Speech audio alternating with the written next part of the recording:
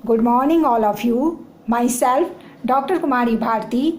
Today, we will talk about the Buddhist Eightfold Path. आज हम लोग बात करेंगे गौतम बुद्ध के अष्टांगिक मार्ग के ऊपर, या फिर मैं इसे कह सकती हूँ कि गौतम बुद्ध के चतुर्थ आर्य सत्य के ऊपर हम लोग आज बात करेंगे। तो जैसा कि हम लोग सब जानते हैं कि गौतम बुद्ध ने 4 आर्य सत्यों की चर्चा की है। प्रथम आर्य सत्य है दुख है, देयर इज सफरिंग। द्वितीय आर्य सत्य है दुख के कारण है, there is causations of suffering. तृतीय आर्य सत्य है दुख निवारण संभव है, there is cessations of suffering. चतुर्थ आर्य सत्य है दुख निवारण के मार्ग है, there is cessations of way of suffering. तो इस तरह से गौतम बुद्ध ने 4 आर्य सत्यों की बात की है। जब हम चतुर्थ आर्य सत्य पे आते हैं तो हम पाते हैं कि गौतम बुद्ध ने उन मार्गों की चर्चा की है जिन पर चलकर हम दुखों से मुक्त हो सकते हैं। जैसे कि हम लोग जानते हैं कि प्रथम आर्य सत्य है दुख है, तो इसमें गौतम बुद्ध ने दुख की चर्चा की है कि संसार में दुख ही व्याप्त है। द्वितीय आर्य सत्य में दुख के कारणों की चर्चा की है, जिसमें 12 कारणों को बताया गया है। जरा मरण, जाति, भव, उपादान, तृष्णा, वेदना, स्पर्श, षडायतन, नाम रूप, और फिर नाम रूप, वेदना, नाम रूप के बाद विज्ञान, संस्कार और अविद्या है। तो इस तरह से गौतम बुद्ध ने 12 कारणों की व्याख्या की है। जब हम तृतीय आर्य सत्य पे आते हैं तो वहाँ निर्वाण और परिनिर्वाण की चर्चा को पाते हैं। चतुर्थ आर्य सत्य में गौतम बुद्ध ने 8 मार्गों की चर्चा की है। गौतम बुद्ध कहते हैं दुखों से निवारण संभव है और उसके लिए उन्होंने मार्गों की चर्चा की। उन मार्गों में 8 मार्गों की चर्चा है जिन पर चलकर हम दुखों से मुक्त हो सकते हैं। गौतम बुद्ध ने इसे मध्यम मार्ग कहा, क्योंकि गौतम बुद्ध यह नहीं चाहते थे कि मनुष्य सांसारिक भोग विलास में लिप्त रहे, और गौतम बुद्ध यह भी नहीं चाहते थे कि मनुष्य संन्यास या वैराग्य ले ले। अतः गौतम बुद्ध ने इन दोनों के बीच का रास्ता निकाला, जिसे कि गौतम बुद्ध गोल्डन मीन कहते हैं, मध्य मार्ग कहते हैं। तो इसमें जो 8 मार्ग है मैं उसकी चर्चा कर रही हूँ, और इस मार्ग की चर्चा करते हुए मैं बता दूँ कि गौतम बुद्ध ने जो 8 मार्ग बताए हैं, फर्स्ट है सम्यक दृष्टि, सम्यक संकल्प, सम्यक वाक, सम्यक कर्मांत, सम्यक आजीविका, सम्यक व्यायाम, सम्यक स्मृति और सम्यक समाधि है। तो इस तरह से गौतम बुद्ध ने 8 मार्गों की चर्चा की है। तो सबसे पहला जो है वह है सम्यक दृष्टि। तो सम्यक दृष्टि वह दृष्टि होती है जिसमें गौतम बुद्ध ने कहा कि उन्होंने जो आर्य सत्य बताए हैं या उन्होंने जो ज्ञान बताए हैं उसके प्रति उचित दृष्टिकोण रखना, उनके सिद्धांतों के प्रति विश्वास रखना, श्रद्धा रखना, उचित दृष्टिकोण रखना ही सम्यक दृष्टि है। जब सम्यक संकल्प पे मैं आती हूँ तो सम्यक संकल्प से तात्पर्य होता है उचित वचनबद्धता। गौतम बुद्ध ने जो आर्य सत्यों की चर्चा की है, जो उचित सिद्धांत बताए हैं, उसके प्रति एक वचनबद्धता लेना, एक संकल्प लेना कि मैं इसे पालन करूँगा, यह हमारा सम्यक संकल्प है। सम्यक से तात्पर्य क्या होता है? उचित। तो सम्यक संकल्प मतलब उचित संकल्प लेना, दृढ़ वचनबद्धता लेना कि गौतम बुद्ध के द्वारा बताए गए मार्गों का मैं अनुसरण करूँगा। तीसरा है सम्यक वाक, उचित वाणी बोलना, मधुर वाणी बोलना, प्रिय वाणी बोलने को हम लोग सम्यक वाक कहते हैं। तो दूसरों से हमें मधुर वाणी बोलनी चाहिए, प्रिय वाणी बोलनी चाहिए, कटुता का त्याग करने की यहाँ बात की गई है। तो इस तरह से सम्यक वाक, जिसको कि राइट स्पीच भी कहा जाता है। अब चौथा है सम्यक कर्मांत। तो सम्यक कर्मांत से तात्पर्य होता है कि उचित कर्मों के द्वारा हम अपने जीवन में हमें क्या करना चाहिए? उचित कर्मों का पालन करना चाहिए। चोरी नहीं करना चाहिए, डकैती नहीं करना चाहिए, जुआ नहीं खेलना चाहिए, मांस का व्यापार नहीं करना चाहिए। हम जो भी करें, हिंसा नहीं करनी चाहिए। हमारे द्वारा किया गया कर्म क्या होना चाहिए? उचित होना चाहिए। तो सम्यक कर्मांत। इसके बाद बात आती है जिसको हम लोग राइट एक्शन भी कहते हैं। अब है सम्यक आजीविका, राइट लाइवहुड। जिसको कि हम कहते हैं। तो सम्यक आजीविका क्या है? सम्यक आजीविका से तात्पर्य होता है कि हम जीवन में जो भी धन अर्जित करते हैं अपने जीविकोपार्जन के लिए वह क्या होना चाहिए? उचित तरीके से अर्जित किया गया होना चाहिए। जैसे कि हम चोरी डकैती ना करें, जैसे कि इसमें पशुपालन, खेती करना, व्यापार करना, दुग्ध उत्पादन करना, हस्तशिल्प कला को रखा गया है। तो उचित तरीके से धन कमाकर जब हम अपने जीविकोपार्जन करते हैं तो उसे सम्यक आजीविका के अंतर्गत रखा गया है।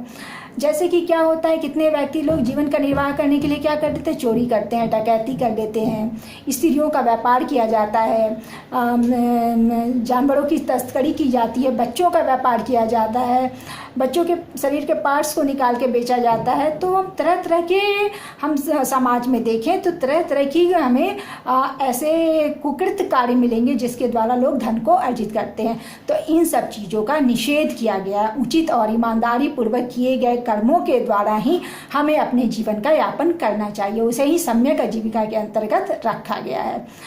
अब सम्यक आजीविका के बाद बात आती है कि यहाँ पर सम्यक व्यायाम को महत्व दिया गया है। तो व्यायाम हमारे जीवन के लिए अत्यंत ही महत्वपूर्ण होता है। जब हम व्यायाम करते हैं, जैसे कि इसमें योग आदि पर मुख्य रूप से जोर दिया गया है, जब हम योग आदि करते हैं तो हमारा शरीर भी शुद्ध होता है और मन भी हमारा क्या होता है? शुद्ध होता है, पवित्र होता है। तो सम्यक व्यायाम को यहाँ पे रखा गया है। तो हम इसे राइट एक्सरसाइज भी कह सकते हैं। ठीक है, तो सम्यक व्यायाम है। और इसके बाद आता है सम्यक स्मृति की बात आती है। तो सम्यक स्मृति क्या है? सम्यक स्मृति यह होता है कि हम अपने मन में अच्छे अच्छे विचारों को रखें, शुद्ध विचारों को रखें, और जितने भी हमारे मन में बुरे विचार हैं, जितने भी हैं, उन सबको मन से धीरे धीरे करके बाहर निकालना और अच्छे विचारों को मन में बनाए रखने को ही सम्यक स्मृति कहा गया है। इसके बाद बात आती है सम्यक समाधि की। तो गौतम बुद्ध कहते हैं, समाधि की चर्चा में गौतम बुद्ध कहते हैं कि समाधि वह अवस्था होती है जहां हम जा करके अपने मन को एकाग्र कर देते हैं। और वहां एकाग्र करने पर ही हमें क्या होता है कि हमारा माइंड जो होता है, जिस वस्तु में हम एकाग्र करते हैं, पूरी तरह से वहां पर जा करके एकाग्र हो जाता है। और धीरे धीरे जो दिव्य चेतना होती है वो हमारे अंदर प्रवेश करने लगती है, और हम आंतरिक रूप से, बाह्य रूप से क्या होता है कि हम शुद्ध होने, हमारा प्यूरिफिकेशन हो जाता है, हम शुद्धता को प्राप्त करते हैं। तो जैसे जैसे हम समाधि की अवस्था में जाते हैं, जहाँ समाधि वह अवस्था होती है, देखिए समाधि वह अवस्था होती है कि जब हम किसी चीज़ पे, खास चीज़ पे जब अपने माइंड को कंसंट्रेट करते हैं, माइंड किसी चीज़ में जब ध्यान को लगाते हैं, तो जब ध्यान लग जाता है, पहले प्रारंभिक स्तर में क्या होता है कि मैं और उस वस्तु का बोध बना रहता है, लेकिन धीरे धीरे करके जब ध्यान लगता है तो धीरे धीरे हम उस स्तर को प्राप्त करने लगते हैं जहाँ उस वस्तु के होने का, जहाँ मैं के होने का भी बोध समाप्त होने लगता है, और हम उस स्तर पर धीरे धीरे करके पहुंच जाते हैं जहाँ पर कि सिर्फ उस वस्तु का ही, जिस चीज़ में हम ध्यान लगाते हैं, सिर्फ उसी का बोध रह जाता है, और हमारे अंदर क्या होता है? दिव्य चेतना की, दिव्य ज्ञान की प्राप्ति होती है, और हम शारीरिक रूप से, मानसिक रूप से स्वस्थ होते ही हैं, फलस्वरूप दिव्य ज्ञान को प्राप्त करते हैं। फलस्वरूप ज्ञान होने से क्या होता है कि जो अविद्या हो बताया गया था, याद कीजिए कि गौतम बुद्ध के जो द्वितीय कारण मैंने बताया था, तो द्वितीय अर्षद में मैंने बताया था कि अविद्या जो होता है दुख का मूल कारण होता है। और चतुर्थ आर्षद में हम लोग पढ़ रहे हैं कि किन मार्गों के द्वारा दुखों से मुक्ति का उपाय संभव है। तो गौतम बुद्ध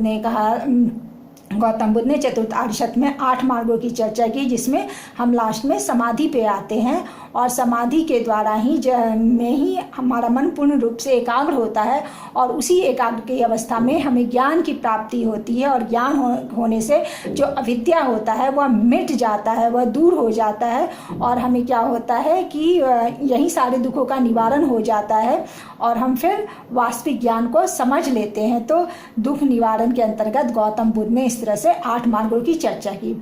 अब मैं बात करूंगी समाधि में भी गौतम बुद्ध ने 4 स्तरों की चर्चा की है।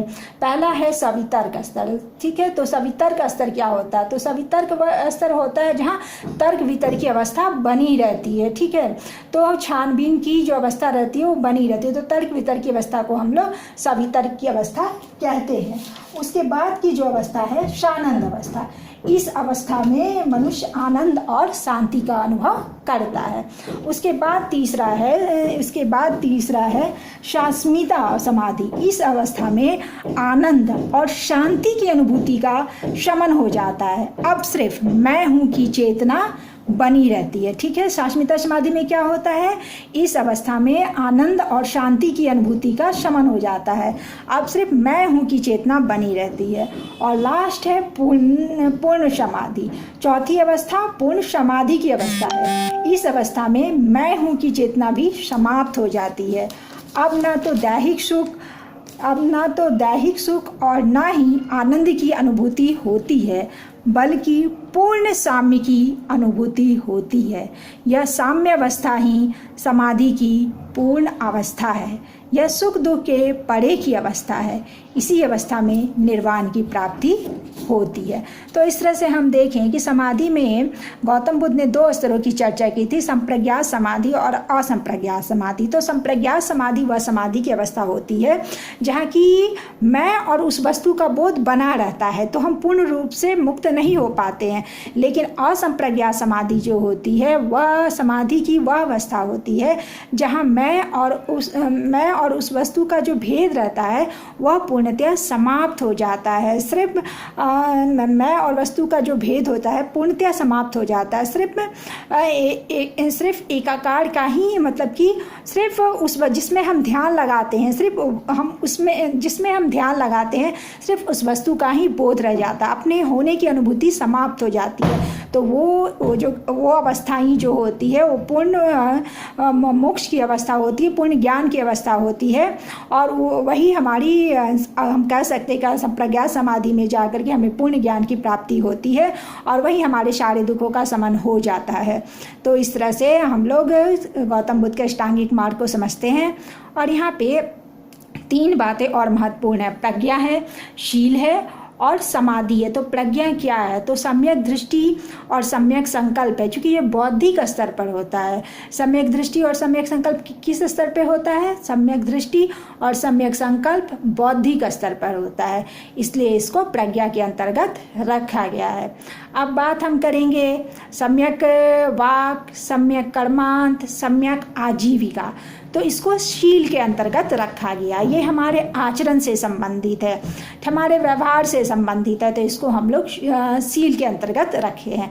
तो सम्यक दृष्टि, सम्यक संकल्प प्रज्ञा है, सम्यक वाक, सम्यक कर्मांत, सम्यक आजीविका जो है वो हमारा शील है।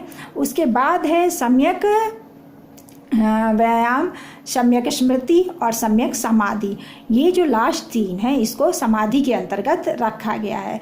तो इस तरह से प्रज्ञा, शील और समाधि 3 भागों में इसका विभाजन किया गया है। तो इस तरह से गौतम बुद्ध के अष्टांगिक मार्ग की चर्चा को हम लोग पाते हैं। तो एक बार संक्षिप्त में मैं फिर बता दूं कि गौतम बुद्ध का अष्टांगिक मार्ग क्या है। गौतम बुद्ध का अष्टांगिक मार्ग या चतुर्थ आर्यसत्य व आर्यसत्य होता है, जिसमें हम लोग दुखों के निरोध के मार्ग को जानते हैं, उसका अध्ययन करते हैं। और इस अध्ययन में गौतम बुद्ध ने 8 मार्गों की चर्चा की है। इसे मध्यम मार्ग भी, गोल्डन मीन भी कहा जाता है। इसे गोल्डन मीन इसलिए कहते हैं कि यह ना तो यह मानता है कि मनुष्य सांसारिक भोग विलास में लिप्त रहे और ना यह मानता है कि मनुष्य संन्यास ले ले, वैराग्य ले ले। तो इस तरह से बीच की अवस्था, इसलिए इसको मध्यम मार्ग कहा जाता है। अब जो गौतम बुद्ध के 8 मार्ग हैं, पहला है सम्यक दृष्टि, फर्स्ट सम्यक दृष्टि, सेकंड सम्यक संकल्प, थर्ड सम्यक वाक, चतुर्थ सम्यक कर्मांत, 5वां सम्यक आजीविका, 6ठा सम्यक व्यायाम, 7वां सम्यक स्मृति और 8वां सम्यक समाधि है। अब इन 8 मार्गों की गौतम बुद्ध ने चर्चा की है, जिस पर चलकर हम दुखों से मुक्त हो सकते हैं। और इसमें भी सबसे महत्वपूर्ण हमारा सम्यक समाधि होता है। समाधि की अवस्था में पहुंचकर हमारा मन पूरी तरह से एकाग्र हो जाता है। उस अवस्था में मैं हूँ की भी अनुभूति समाप्त हो जाती है। हम जिस चीज़ में ध्यान लगाते हैं हमारा मन उसी चीज़ में पूरी तरह से ध्यान मग्न हो जाता है। तो इस तरह से उस अवस्था में जाकर जब हमारा मन लय हो जाता है, एकाकार हो जाता है, तो वहीं हमें पूर्ण ज्ञान की प्राप्ति होती है। वहीं हमारे जब जैसे ही ज्ञान की प्राप्ति होती है हम सभी दुखों से मुक्त हो जाते हैं। तो इस तरह से इसको प्रज्ञा, शील और समाधि के अंतर्गत रख करके बांटा गया है। तो ये गौतम बुद्ध का अष्टांगिक मार्ग है। ठीक है।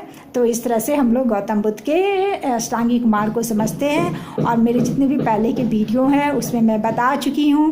प्रथम आर्यसत्य के बारे में मैंने बताया है। गौतम बुद्ध की जीवनी में बता चुकी हूँ अच्छे से। आपको मैं बता चुकी हूँ कि गौतम बुद्ध का द्वितीय आर्यसत्य क्या है।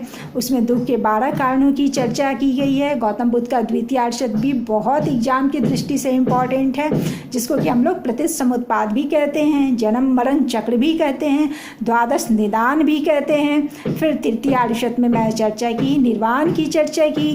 तृतीय आर्यसत्य में मैं चर्चा की परिनिर्वाण की चर्चा की। और अभी मैंने जो विषय उठाया है गौतम बुद्ध का अष्टांगिक मार्ग, गौतम बुद्ध का चतुर्थ आर्यसत्य में हम लोग दुख निरोध के मार्ग को जानते हैं। और यह दुख निरोध का जो मार्ग है उसमें हम लोग गौतम बुद्ध के अष्टांगिक मार्ग की चर्चा करते हैं। और यहीं पहुंचकर दुखों के अंत को गौतम बुद्ध बताते हैं कि दुखों का अंत संभव हो सकता है। तो इस तरह से मैं समझती हूँ कि तुम लोग को वीडियो समझ में आया होगा। कोई दिक्कत है कुछ समझने में, अगर आप लोगों को कोई दिक्कत है, कहीं कोई डाउट है तो आप प्रश्न पूछिए। और ऑब्जेक्टिव भी बहुत सारे क्वेश्चंस आते हैं, जैसे गौतम बुद्ध के बचपन का नाम क्या था, उनके पिता का नाम क्या था, द्वितीय आर्यसत्य में कितने कारणों की चर्चा की गई है, या द्वितीय आर्यसत्य को किन किन नामों से पुकारा जाता है, तो किन किन नामों से पुकारा जाता है। फिर इसी तरह से निर्वाण क्या है, परिनिर्वाण क्या है, तो निर्वाण और परिनिर्वाण की चर्चा की जाती है। तो इस तरह से गौतम बुद्ध के अष्टांगिक मार्ग क्या है, तो इस तरह से चर्चा को हम लोग पाते हैं। तो मैं समझती हूँ आपको वीडियो समझ में आया होगा। नमस्कार, बाय। मैं फिर अगले वीडियो में मिलूँगी आप लोगों से।